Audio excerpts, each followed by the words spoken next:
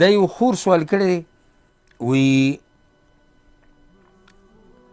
زه د خپل خاوند سره کور کې اوسېږم او په دې کور کې زموږ سره زما خواښ هم ده او زما د دې خاوند خور هم ده، نو روزانه د لامبل د دې د لاسه ماله حیا راځي، لکه دا راته ګران دي چې هر سهار پاسم او څه کوم د هغوی په مخ کې لامبم، نو آیا زه تیمم کولی شم او که نه؟ الجواب چې انسان د جنابت په حالت کې په ده لازم دي چې غسل به کوي، چې یو سړی د جنابت په حالت کې نو په ده باندې څه دي؟ لازم دي چې دی به غسل کوي. وإن كنتم جنوبا فطهروا، حدیثونه هم دا خبره واضحه ده، خو د دې غسل نه تیمم ته کله وړی شي چې کله اوبه نه او یا اوبه استعمالول ولا نقصان ورکوي. دا دوه خبرې دي چې کله فلم تجدوا ماء څه معنی؟ اوبه ونه مومئ.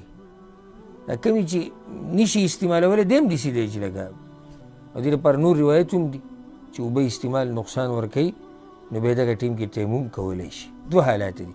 دا خور په کوم حال کې ده؟ دا په یو کې هم نه ده. نو دې خور ته دا وایو مونږه چې ته د حیا د لاسه غسل نشي پرېښودی، د حیا د لاسه غسل نشي پرېښودی، او بنده له پکار دي چې د الله نه هېرېږي، د الله یره دا په ټولو باندې له پاسه ساتي. فلا تخشوا الناس واخشون، الله د خلکو نه مه هېرېږي، زما نه هېرېږي. اتخشونهم فالله احق ان تخشوه ان کنتم مؤمنین.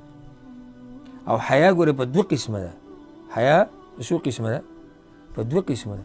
یو هغه حیا ده چې شریعت یې زموږ نه غواړي، او یو هغه حیا ده چې شریعت یې زموږ نه غواړي. شریعت دغه حیا نه منع کړې. دا خور چې کومه حیا ذکر کوي دا خو د شریعت خلاف ده. یعنې اوس د حیا د لاسه یو شرعي کار او د شریعت یو مسله څنګه پرېږدي؟ څه په خیال دی؟ موږ دې خور ته داسې ویلی چې ته داسې وکړه، یعنې غسل د خلکو د راپاڅېدو نه مخکې کوه که داسې ټیم کې وکړي چې خلک کور کې مشران کور کې ودی یا بل ځای کې هسې طریقه جوړېدی شي، خو مقصد د خبرې دا دی چې غسل پرېښودی دې دپاره جایز دي؟ نه دي جایز. والله اعلم.